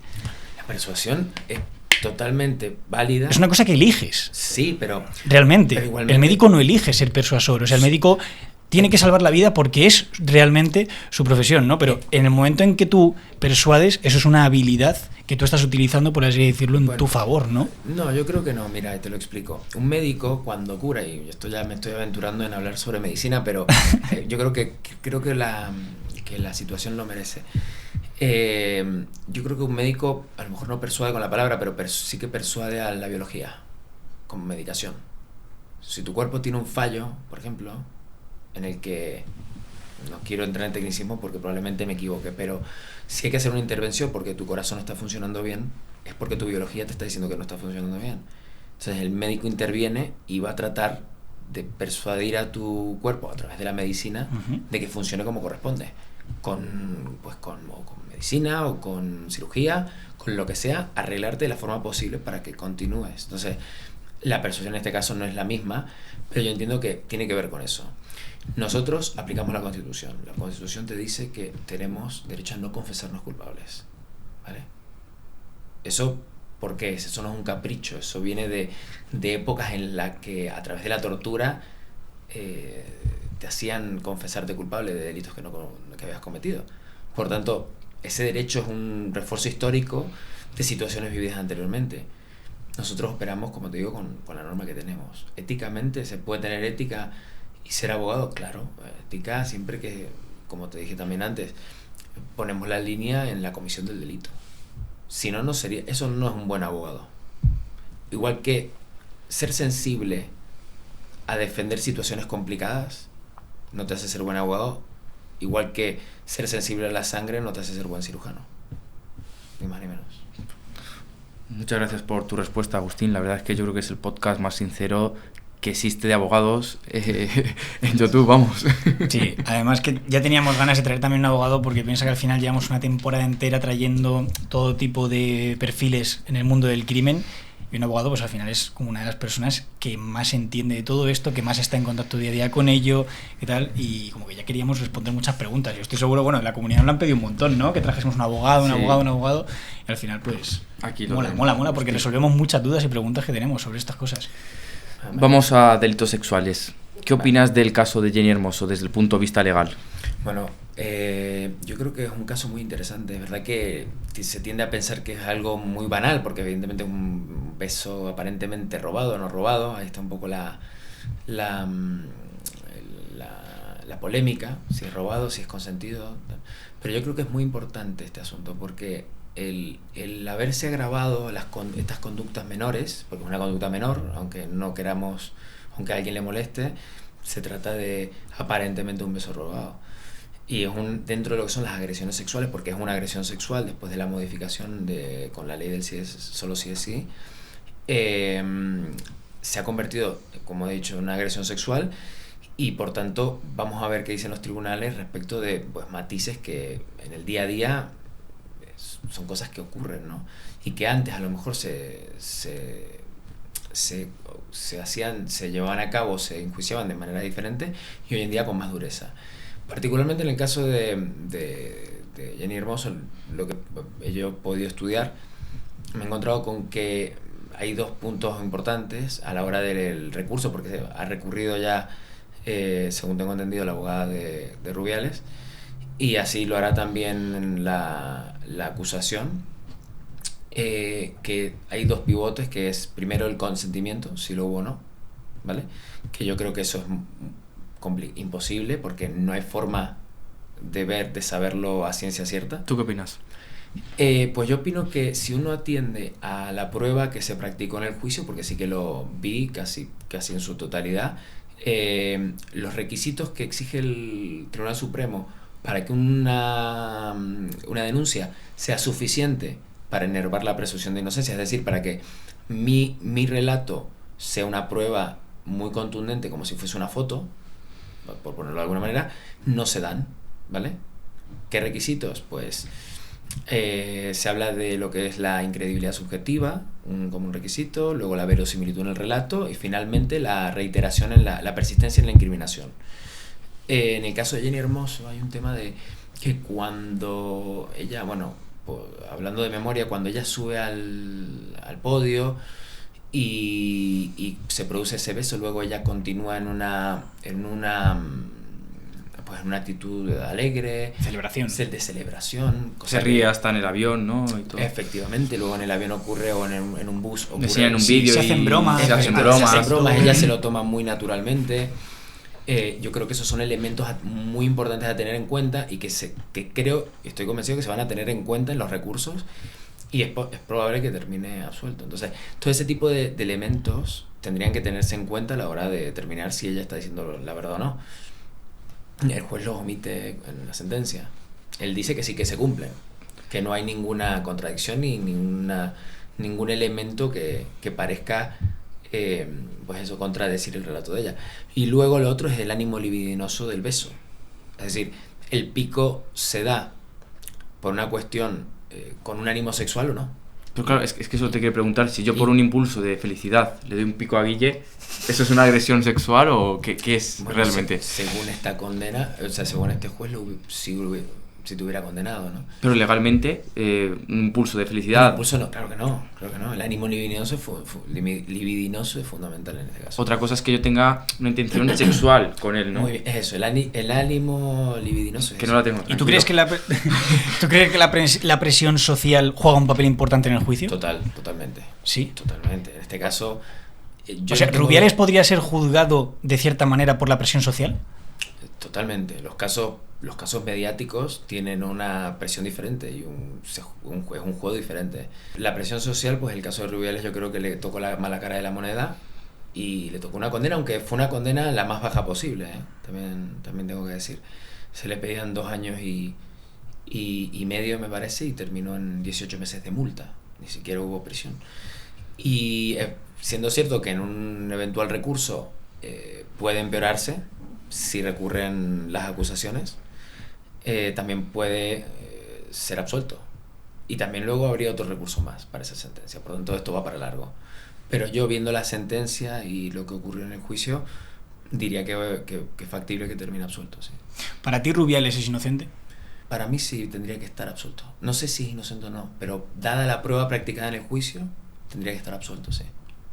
¿Cómo crees que se daría este juicio si fuese hace 30 años atrás? Pues si fuese 30 años atrás, probablemente absuelto automáticamente o archivado el asunto. Archivado es que no llega ni a juicio, ¿vale? Porque, como les dije antes, hay 2 fases, así grosso modo, no para los delitos leves, pero para los delitos un poco más complejos, sí. Fase de instrucción, que es la fase de investigación, y luego se determina por un juez instructor si eso va a juicio o no, con otro juez. Entonces, nosotros lo conseguimos en muchas ocasiones que ni siquiera llegue a juicio. Pero claro, estamos hablando de casos que no son mediáticos o casos que no llegan a la luz pública, por lo tanto no existe esa presión que en este caso es para el acusado, ¿no? Una pregunta, al final este caso, ¿no? El de Jenny Hermoso y Rubiales, yo imagino que en la montaña de papeles del juez estará en la misma que un asesinato, que una agresión sexual, me estoy refiriendo a la palabra que no se puede decir, que un crimen más gordo, ¿no? Están en ese mismo montón.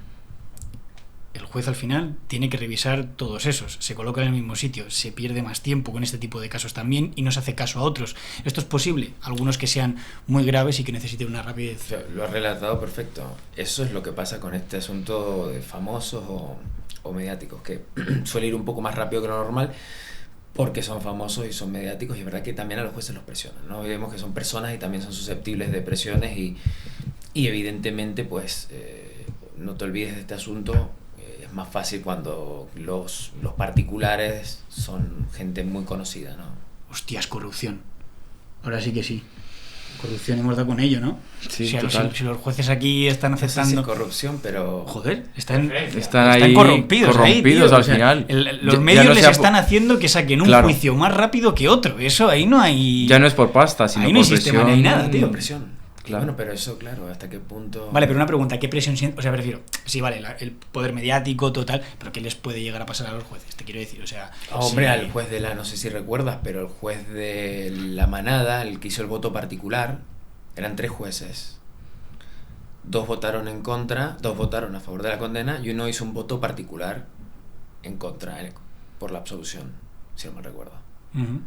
A ese juez le llenaron la casa de pintadas y también a algún juez vinculado al tema del proceso también. Ya bueno, también hay policías en la calle vale, pero sí que les pegan palizas por evitar también, por supuesto, no, o sea, al final es un deber legal, o sea, te quiero decir, que le pinten la casa, bueno, es tu profesión. Totalmente, pero al final somos personas.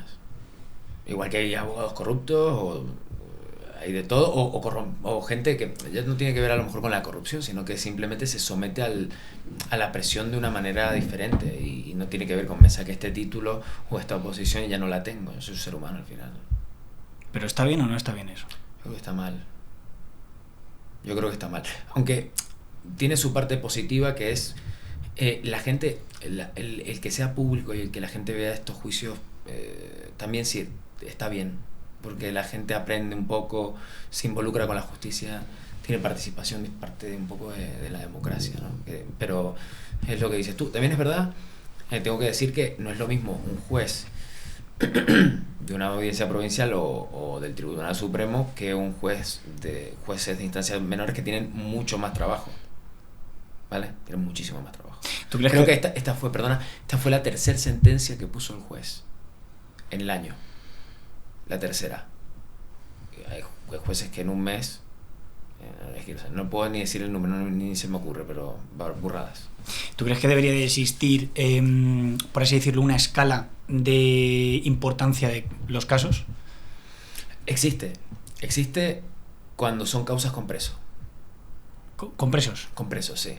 Cuando hay causas en las que el imputado o el procesado está en prisión provisional, se suelen tramitar bastante más rápido, sí. Tienen un sellito y una importancia mayor. ¿Por qué? Y porque se entiende que hay una persona que está en prisión y es presuntamente culpable, por ejemplo. Y podría estar siendo un inocente, pues encerrado, ¿no? O sea, pasando sin libertad. Vale, pero esto es en el tema de los presos. Pero... En general. Sí. Claro, pero yo me refiero, imagínate, no estamos hablando de prisiones, ¿no? Estamos hablando, por ejemplo, ahora del caso de Jenny Hermoso y Rubiales. Este caso está jugando, claro. Ahora mismo está jugando la misma importancia que un caso a lo mejor de, no sé, algo que pueda ser muchísimo más dañino, muchísimo más gordo. Y encima, por la presión mediática me estás diciendo ya, de antemano, que este juez le está dando más vidita al caso, ¿no? Pero también porque, bueno, el juez tiene libertad, los jueces tienen cierta libertad a la hora de tramitar un asunto u otro. Claro, en esta parte que no es de los presos, ¿no debería de haber una escala de importancia? Es decir, por ejemplo, este caso... yo creo eso ya entra dentro de lo que son las funciones del juez y cómo un juez decide a qué le da más importancia o no. Cuidado, que no digo que no haya que mirarlo, ¿eh? Sí. Que estos casos hay que mirarlos como todos y tal. Pero sí que es verdad que a lo mejor hay casos que merecen más importancia, incluso también más repercusión mediática, a lo mejor también, ¿no? Seguro, pero nosotros le quitamos importancia también porque vemos que son gente con dinero, con poder y que utiliza la justicia que rápidamente se mueve para ellos, pero es un acto que a día de hoy con las leyes que tenemos pues es muy susceptible que ocurra, el día a día ocurre, que se procesan asuntos de este tipo. Entonces, con decisiones en instancias superiores lo que se crea es jurisprudencia, como te hablé antes, que es como una especie de ley, ¿no? Que luego se tienen que aplicar en las instancias inferiores. Por tanto, el que se procesen estos casos también nos sirven en el día a día cuando hay pues, una resolución en un sentido o en otro. No sé si te he contestado. Te voy a poner un caso. Supongamos que 2 personas tienen relaciones consentidas y al día siguiente ella decide denunciar. ¿Cómo defiendes tú esto? Pues evidentemente habrá que estar a los elementos que te mencioné anteriormente. Cuando lo único que se tiene es el relato de uno contra el relato del otro, lo que se busca es que ese relato de la persona que acusa cumpla con los requisitos que hablamos anteriormente, ¿no? Que haya una ausencia de incredibilidad subjetiva, que eso tiene que ver a lo mejor con la situación psicológica que tenga la víctima, su estado de madurez, su situación psicoorgánica. Todo eso se tiene en cuenta, evidentemente. Luego el tema de la veracidad, de la verosimilitud del relato, ¿no? Si yo cuento una historia que es poco creíble o que no es congruente, eso te tiene en cuenta. Y luego, por último, la persistencia en la incriminación, que tiene que ver con que yo en todas las fases en las que he declarado, porque una persona cuando denuncia y también cuando es denunciada, declara en la comisaría, declara luego en instrucción, que dijimos antes, a lo mejor vuelve a declarar en instrucción y luego está el juicio. Entonces, que en cada una de esas fases haya sido congruente. Pero claro, esos requisitos los exige como mínimo, pero aunque se den esos requisitos, y una cosa que la gente no dice, aunque esos requisitos se dieran y que existiera todo eso bien, el Tribunal Supremo dice que tampoco es garantía de que deba ser tenida como prueba de cargo suficiente el relato. ¿Cuál es el requisito principal para que esa prueba siga adelante? No, el requisito es, para que esa prueba siga adelante, dices para que vaya un juicio. Sí, eso es. Pues que el juez instructor, que es quien decide si una causa se archiva o se sobresee, si se sobresee provisionalmente o se archiva, lo hace pues viendo ese tipo de cosas, ¿no? Si la presunta víctima pues dijo que, por ejemplo, que la penetraron y luego que no, o dijo que iba vestida con un vestido y luego dice que iba con, no sé, con jeans, me estoy imaginando ejemplos, son cosas a lo mejor muy fuertes, muy disonantes, que pueden hacer que un juez en la fase de investigación diga, no, esto no tiene ni pie ni cabeza, y se queda aquí. Pero también tengo que decir, eso en temas de delito de naturaleza sexual es muy complicado que ocurra.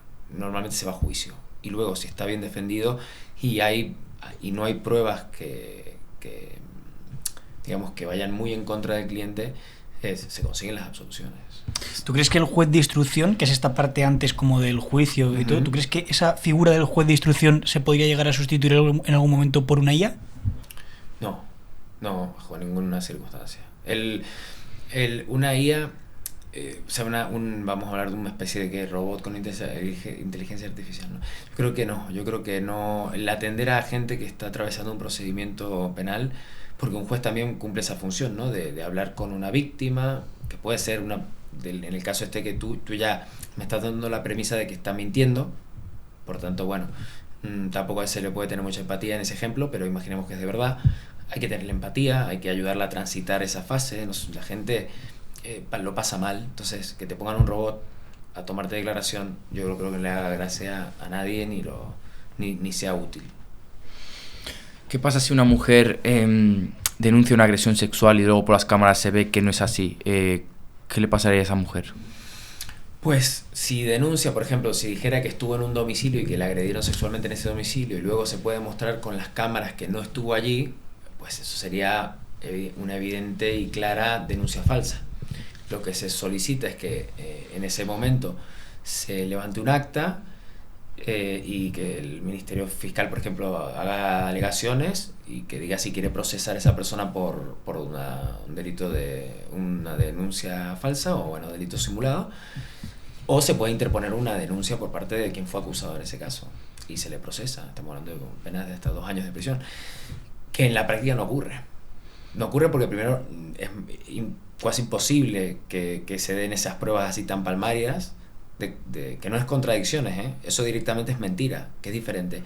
Recordemos que quien tiene derecho a mentir en todo caso es el acusado, pero nunca quien acusa. Quien acusa va en condición de testigo y quien es testigo tiene obligación de decir verdad. Entonces, si tú mientes, que no significa que dices algo incongruente, o mientes y se comprueba, ahí sí te pueden procesar. Y esa es una de las razones por la cual no hay condenas de delito de denuncias falsas. ¿Es fácil acusar a alguien de denuncia falsa de agresión sexual? Para nada, porque normalmente son situaciones que ocurren en el ámbito privado. Y eso de una cámara que demuestre justo es muy complicado, porque a lo mejor sí que entraron y sí que hubo consentimiento y luego se... Sí, que tiene que haber una prueba como tal y que es difícil. Es imposible, manipularla, ¿no? Imposible. O sea, es imposible conseguir una condena. ¿Y si se hiciera con IA, por ejemplo? Ya volviendo a la pregunta que te he dicho de la IA, se me ha ocurrido otra vez. Si, por ejemplo, se manipulase una prueba con un vídeo generado por IA. Bueno, para eso existimos los abogados también y el fiscal para pedir periciales, ¿no? Y se buscan peritos informáticos que puedan coger un vídeo y hablar de si ha sido modificado o no, si ha sido viciado de alguna manera. De hecho, en el caso de Jenny Hermoso que hablábamos anteriormente, ocurrió eso con el tema del vídeo de TikTok.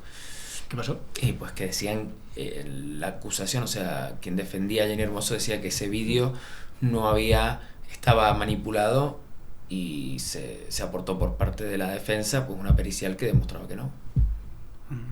Te voy a poner una situación.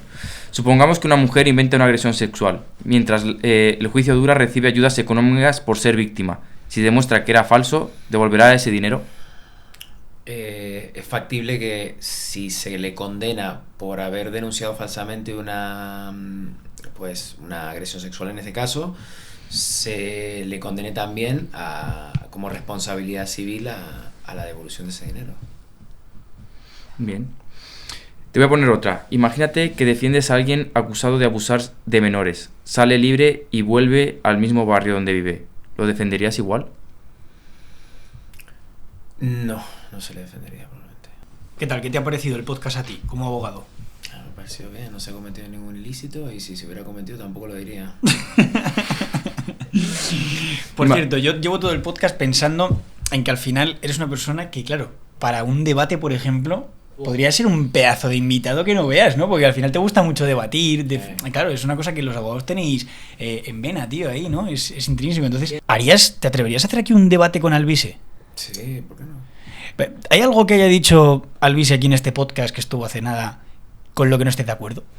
Antes lo comentamos y creo que tiene que ver con, que no lo hemos hablado hasta ahora, pero tiene que ver con la naturaleza de las penas, de lo que significa ir a prisión aquí en nuestro país, que tiene que ver con la reinserción, ¿no?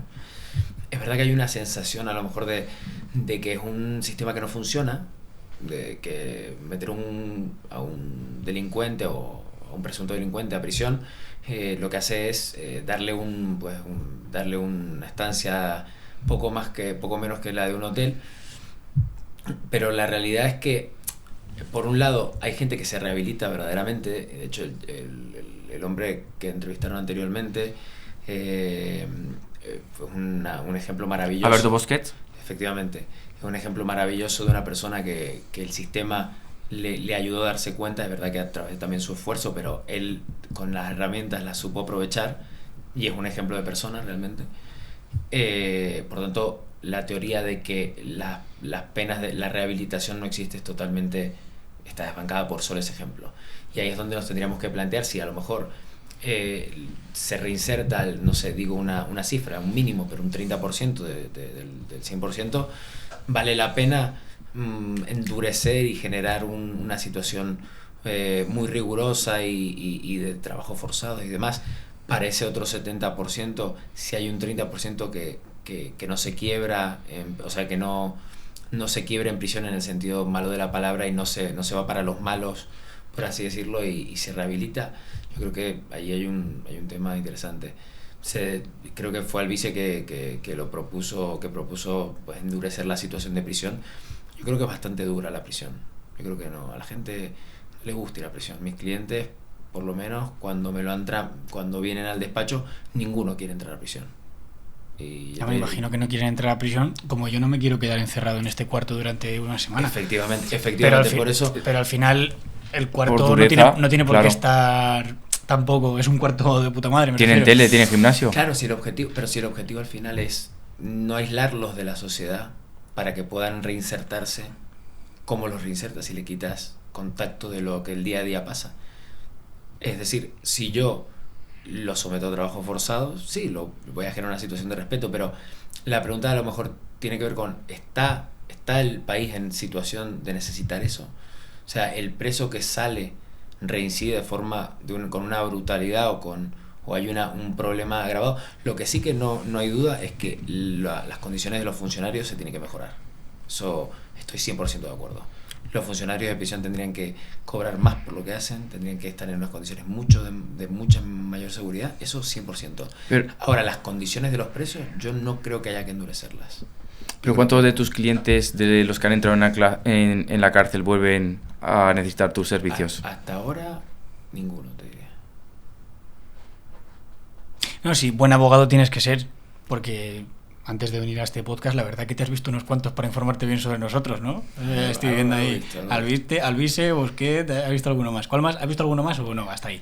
Creo que he visto el de... Sí, me han gustado mucho. He visto también el de la periodista que ¿Bea Osa? Sí, trabaja con las mafias. Corazzini. Corazzini, de Carmen Corazzini. También muy fantástico. Muy bueno sí. No, en general trabaja muy bien. Y si tuvieras que venir a hacer un debate aquí a ISO, ¿con quién preferirías hacerlo de todos los invitados? De la misma manera que trabajo con cualquiera que fuese respetuoso. ¿Algún policía? A mí me gusta, sí, ¿por qué no? La policía tengo máximo respeto, o sea, yo creo que es la profesión que ejercería en segundo lugar. Yo creo que Perdiguero también estaría guay para un podcast. Perdiguero molaría, pero es que al final, no sé, los trajes, el duelo de trajes, Albise con... Sí, también. Hablar de las reinserciones podría estar... Prefiero, ahí ya habéis generado, por así decirlo, una discrepancia, ¿no? Sí. En ese tema. Al final es algo que también se pueden aportar datos, ¿no? Que se pueden encontrar, se pueden dar. Sí, totalmente. Y él, como político, será muy experto en encontrar datos y historias, ¿no? Para tal, y tú como abogado igual. Entonces, creo que ese debate... Yo creo que es interesante, pero es interesante porque tiene esa disonancia que al mismo tiempo decimos funcionarios en mejores condiciones totalmente, y la justicia en general es una cosa que la gente la obvia, pero la omite, pero es fundamental, no solamente por el tema de los delitos, sino por el día a día, el hacer comercio, el que tú le prestas dinero a alguien y sepas que si no te lo paga vas al juzgado, lo reclamas y te lo tienen que devolver. Entonces todo eso es la justicia, no solamente que alguien te robe y que te devuelvan lo que te han robado, o sea, tiene que ver con todo en el día a día. Y el tema de los funcionarios, vamos, 100% a eso sí que lo apoyo. Lo que no apoyo es el endurecimiento de las penas. Yo creo que la cárcel no es un lugar bonito. Yo eso lo sé porque yo voy semanalmente a prisión, ¿vale? Entonces, a mí nadie me hace como es una prisión. Pues muy bien. Nada, ese debate va a haber que hacerlo, bueno, pues vamos a terminar ya. No sé el tiempo que habrá quedado, pero es que merecía la pena tirarse aquí. Estaba todo el mundo pidiendo al abogado, ya tenemos que hacerlo. La pregunta que le hacemos a todos los invitados, que es What's your Aisodose? ¿Cuál es tu Aisodose? El nombre de nuestro podcast, ¿vale? Más conocido como Azodose, para la gente que no sabe decirlo todavía. Aisodose es el momento de tu vida que marcó un antes y un después. ¿Cuál fue tu Aisodose? Es una buena pregunta. Yo creo que yo coqueteé mucho con el deporte.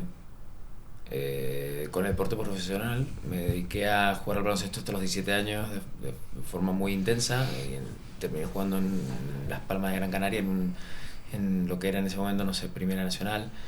No recuerdo a qué respondería a día de hoy si siguen las divisiones iguales, pero una lesión muy grave me hizo abocarme al estudio y dedicarme a la abogacía, que era una pasión escondida que tenía, y yo creo que ese fue un momento pivote en mi vida. Sí. El mundo profesional, ¿no? Sí. Yo quería que acabaras con un clip que me comentaste antes de la película Abogado del Diablo, que comentabas de justo Al Pacino que iba como por el mercado, que decía una cosa que era sobre el tema de parecer, ¿no? Uh-huh. ¿Qué decía ese clip?